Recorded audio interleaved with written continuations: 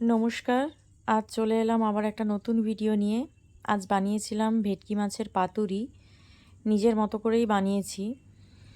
মাছটাকে ফার্স্টে ম্যারিনেট করেছিলাম টক দই, সাদা সর্ষে, পোস্ত বাটা, তার সাথে ধনেপাতা আর কাঁচা লঙ্কা সবগুলোকে একসাথে পেস্ট করে মাছের সাথে মাখিয়ে ম্যারিনেট করেছিলাম। তারপরে ওপর থেকে সর্ষের তেল, কাঁচা সর্ষের তেল ছড়িয়ে ম্যারিনেট করে রেখেছি।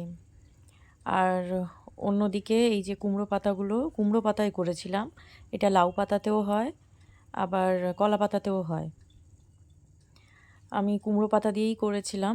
তারপরে মাছগুলোকে ভালোভাবে এইভাবে ফোল্ড করে নিয়েছি।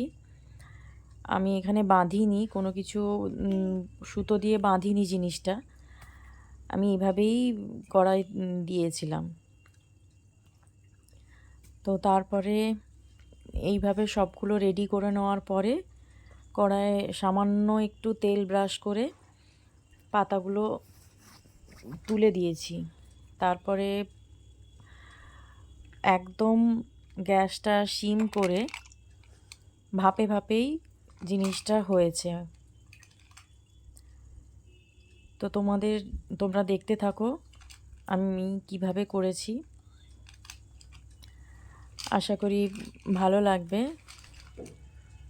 তো এই ছিল আমার আজকের ভিডিও, আজকের রেসিপি। চলো বাই।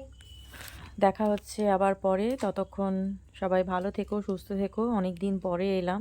চলো বাই বলে দাও। সবাইকে টাটা, গুড নাইট।